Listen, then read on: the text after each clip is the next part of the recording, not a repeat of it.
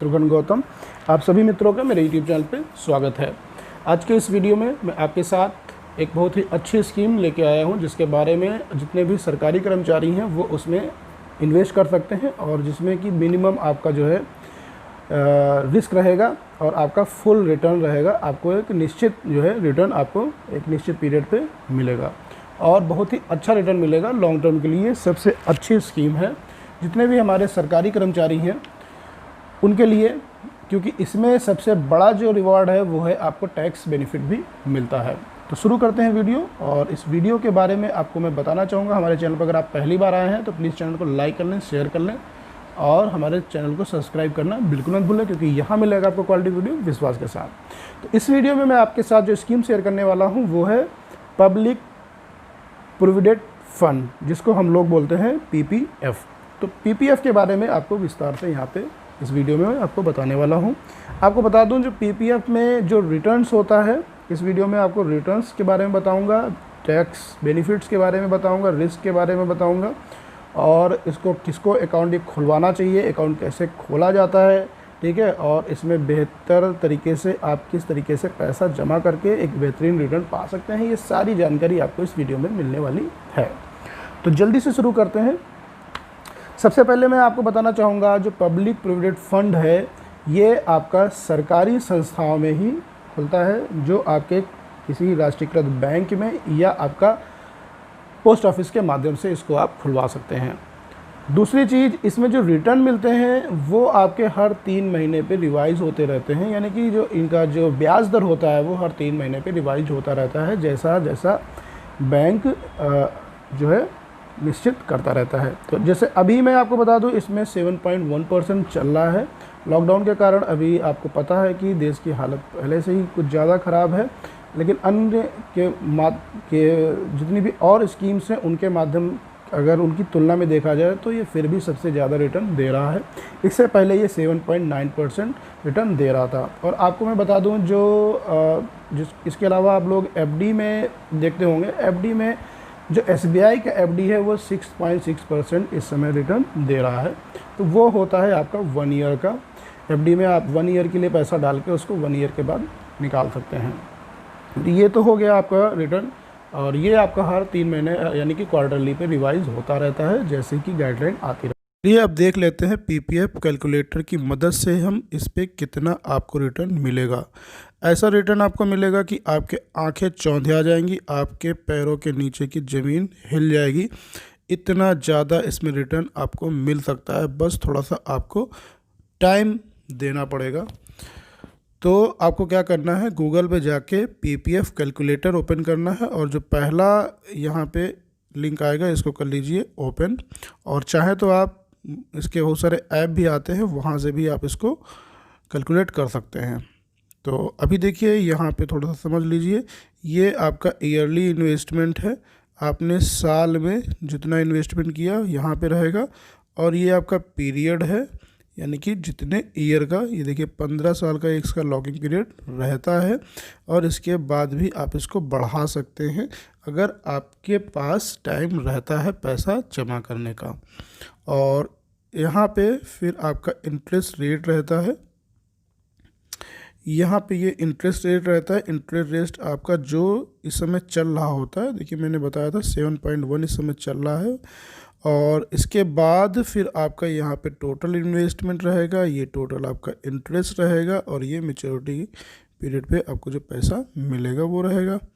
तो अब हम लोग इसको देखते हैं और इसके बाद आपको हम दिखाते हैं कि इसमें किस कदर से आपको रिटर्न मिलेगा कि आप जो है इसके अतिरिक्त फिर कहीं पैसा इन्वेस्ट करने का सोचेंगे भी नहीं।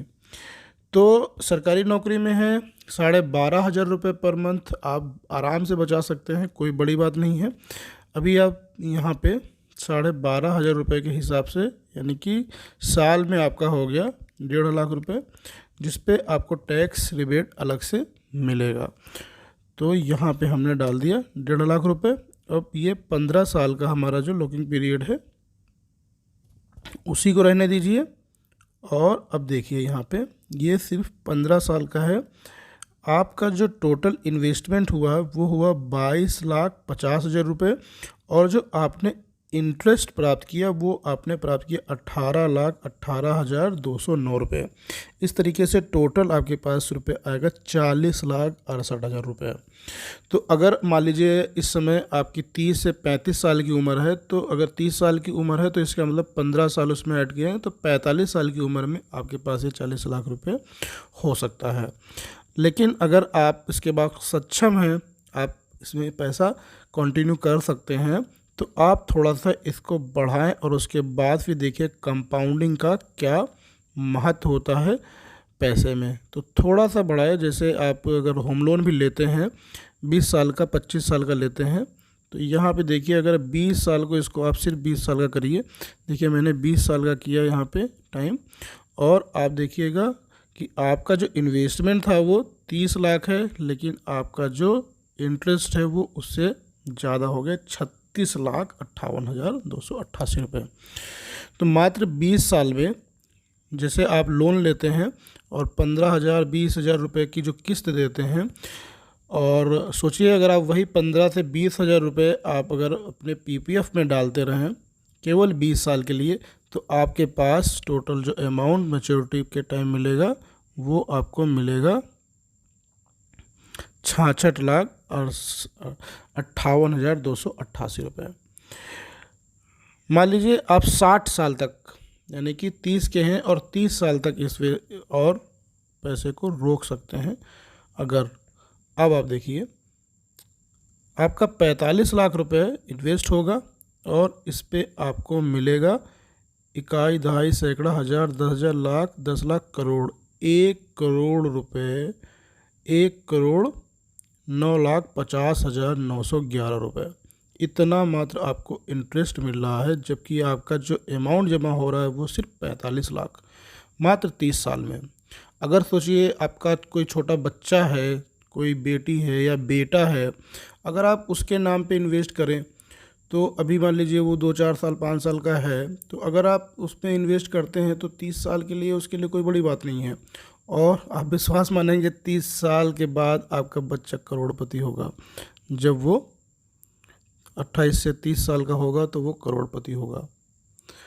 तो ये कंपाउंडिंग का पावर है। इसके बाद अगर वो आपका बेटा उसको कंटिन्यू कर सकता है उस अकाउंट को, तो सोचिए उस 30 साल तक 25 साल तक अगर आप उसको कैरी कर ले जाते हैं, चला ले जाते हैं, और उसके बाद अगर वो उसको कंटिन्यू कर लेता है, तो हम इसको आपको दिखाते हैं फुल।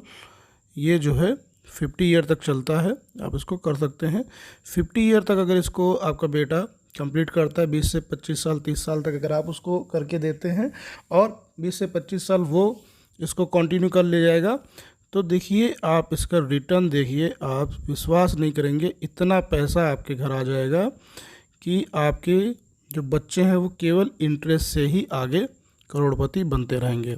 तो आपका जो टोटल इन्वेस्टमेंट होगा वो देखिए यहाँ पे इकाई दहाई सैकड़ा हज़ार 10,000 लाख 10 लाख केवल 75 लाख होगा, लेकिन जो इंटरेस्ट होगा वो देखिए 6,75,988 रुपये। 6 करोड़ रुपए, बहुत बड़ी संख्या होगी 6 करोड़ रुपए।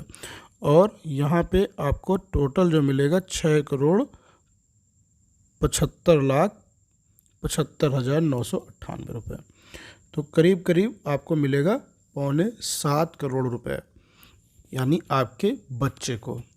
तो ये है पीपीएफ जो हमारा, जिसके बारे में मैं बता रहा हूँ, उसका एक बहुत ही मतलब कि धमाकेदार रिटर्न जो आपको शायद ही कहीं मिलेगा। तो अगर आपको ये रिटर्न समझ में आ रहा है तो आप देखिए इसमें इस तरह की और भी चीज़ें हैं जो आपको देखनी चाहिए रहती हैं।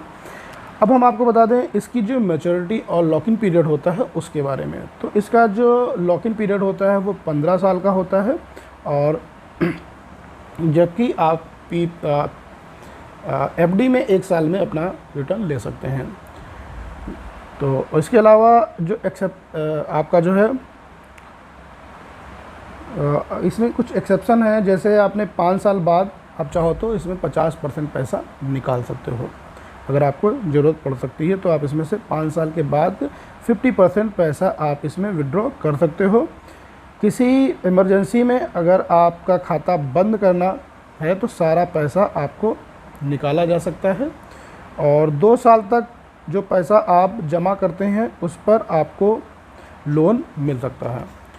तो अगर आपने कोई पैसा जमा किया है 2 साल तक ही तो उस पर आपको लोन भी मिल सकता है। तो इस तरीके से आप इसमें जो है देख सकते हैं। अगर आप मान लीजिए 25 साल के हैं तो इसमें आपका लॉक इन पीरियड 15 साल का होता है, तो 25 + 15 यानी कि 40 साल पे आपका ये पैसा मैच्योर हो जाएगा और उसके बाद आपके पास टाइम रहता है, क्योंकि आपकी 40 या 45 साल उम्र रहती है तो आप इसको आगे भी एक्सटेंड करवा सकते हैं, यानी कि 5 साल के पीरियड में आगे बढ़ा सकते हैं। इसके बाद स्कीम को 5-5 साल के लिए और एक्सपेंड कर सकते हैं। अगर आपके पास टाइम रहता है तो आप इसको 5-5 साल के लिए एक्सपेंड कर सकते हैं। अब आपको बता दूं इसमें जो टैक्स बेनिफिट होता है, टैक्स बेनिफिट में आपको 1.5 लाख रुपए का टैक्स रिबेट मिलता है और आपका जो है ये 80C के तहत आप इसमें छूट ले सकते हैं। ये एफडी से बेहतर है क्योंकि इसमें जो ब्याज पर कोई टैक्स नहीं रहता है। 15 साल के बाद जो भी आपको रिटर्न मिलेगा उस पर आपको कोई भी ब्याज नहीं देना होगा दोबारा से। विड्रॉ पर कोई टैक्स नहीं देना होता है। इसके अलावा एक इसके साथ जो सबसे बड़ा फ़ायदा है वो है लीगल इम्यूनिटी, यानी कि जो जुर्माना होता है आप पे, मान लीजिए कोई गवर्नमेंट का या किसी लोन का या किसी कंपनी का कोई अगर जुर्माना आपके ऊपर लग गया है, जैसे कार, घर, शेयर, जो भी आपके पास प्रॉपर्टीज़ होती है, तो वो सारी गवर्नमेंट आपका जो कोड होता है उस पर आपका क्लेम कर सकता है, उसको अपने पास रख सकता है। लेकिन सिर्फ आपके पास एक ये सिक्योरिटी रहती है, अगर आपके पास पीपीएफ अकाउंट में पैसा पड़ा है तो उस पर कोर्ट भी क्लेम नहीं कर सकता है। तो ये एक बहुत बड़ा और बहुत ही अच्छा एक सिक्योरिटी का पॉइंट है आपके भविष्य के लिए। इन फ्यूचर किसी ने कुछ नहीं देखा, बाय चांस अगर भगवान न करे कभी ऐसा किसी के साथ हो, बाय चांस अगर कभी कुछ हो जाता है तो उस कंडीशन में ये आपके लिए एक सबसे बेहतरीन सिक्योरिटी का काम कर सकता है। और आपको मैं बता दूं, जैसे कुछ लोग पूछते हैं कि क्या बच्चे भी इस अकाउंट को खुलवा सकते हैं? बिल्कुल खुलवा सकते हैं, कोई दिक्कत नहीं है। और 18 साल से कम जब बच्चे होते हैं तो वो नॉमिनी में आएंगे और उसमें फिर आपके जो भी उनके पेरेंट्स होंगे, माता या पिता के द्वारा अकाउंट्स को देखा जाता है। 18 साल के बाद वो बच्चों के नाम ट्रांसफ़र हो जाता है, वो उसको हैंडल कर सकते हैं। और ज़्यादा से ज़्यादा आप इसमें 1.5 लाख तक ही पैसा जमा कर सकते हैं, इससे ज़्यादा आप इसमें जमा नहीं कर सकते हैं। 18 वर्ष से अधिक होने पर 1.5 लाख से ज़्यादा डाल सकते हैं। पैसा तो आप डाल सकते हैं इसमें, लेकिन आपको जो रिबेट मिलेगा वो 1.5 लाख तक ही आप इसका क्लेम कर सकते हैं, इससे ऊपर नहीं कर सकते हैं। और आपको हर साल मिनिमम 500 रुपये इसमें जमा करना होता है। मान लीजिए आपके पास एक साल में 500 भी नहीं डाल पाते हैं, गैप हो जाता है, तो आपको जितना गैप होता है 1 साल या 2 साल या 3 साल तक की, अगर आपका गैप हो जाता है, बीच में पैसा नहीं डाल पाते हैं, तो आप जब भी नेक्स्ट ईयर में डालें तो उसमें जितना 500 के हिसाब से आपका अमाउंट होता है वो टोटल डाल दीजिए। जैसे 3 साल का आपका गैप हो गया तो 1500 रुपये आप डाल दीजिए, तो आपका अकाउंट कंटिन्यू चलता रहेगा। अदरवाइज़ फिर आपको इसमें ब्याज नहीं मिलेगा अगर आपने बीच में इसको ब्रेक कर दिया।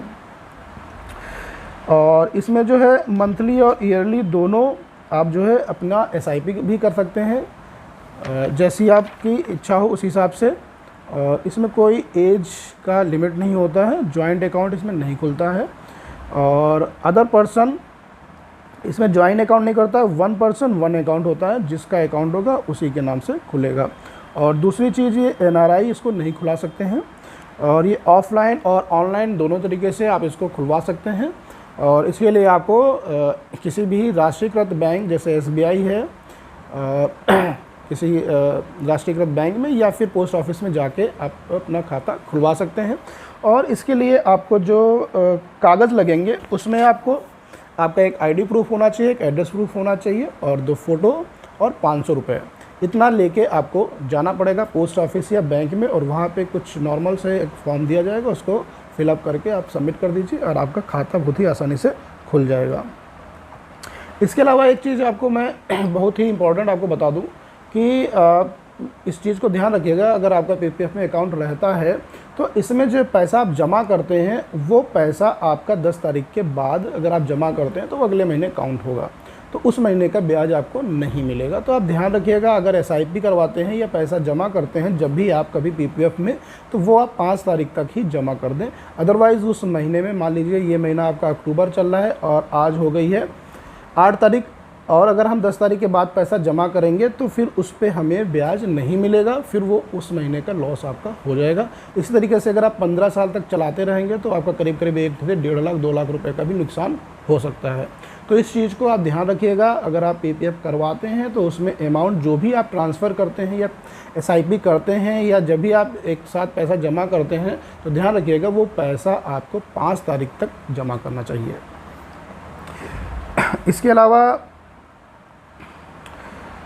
किसको खाता इसमें खुलवाना चाहिए, एक प्रश्न पूछा जा सकता है, ये आपके मन में भी होगा कि किसको खाता इसमें खुलवाना चाहिए। तो मैं आपको बता दूं, इसमें खाता उन लोगों को खुलवाना चाहिए जिनको रिस्क लेना बिल्कुल ही अच्छा नहीं लगता, जिनको एक फ़िक्स प्रॉफिट, एक फ़िक्स रिटर्न चाहिए, तो उनके लिए सबसे बेहतरीन ऑप्शन है। अगर आप एनपीएस के विरोध में है तो आपको अपनी बचत को छोटा छोटा करके आपको इसमें पीपीएफ में डालना चाहिए। ये बहुत अच्छा रिटर्न आपको देगा क्योंकि आपको इसमें कोई रिस्क नहीं लेना है। जैसे कि एनपीएस में आपका पैसा मार्केट में लगता है, उसमें कितना रिटर्न मिलेगा कुछ भी पक्का नहीं होता है।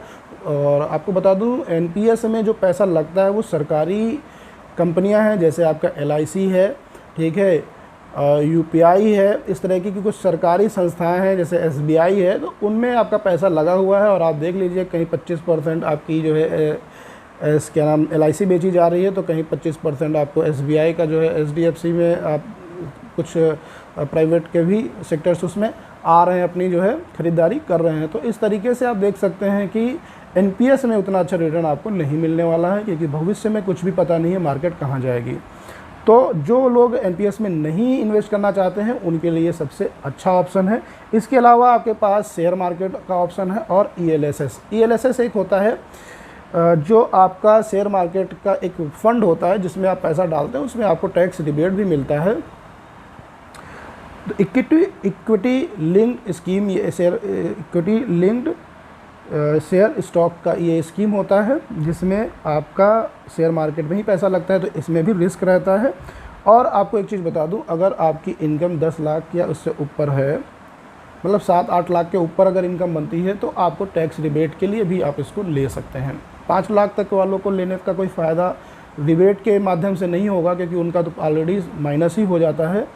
तो अगर आपकी इनकम मान लीजिए 7-8 लाख के ऊपर है तो आप ये म्यूचुअल फंड ले सकते हैं, यानी कि पीपीएफ, पब्लिक प्रोविडेंट फंड ले सकते हैं।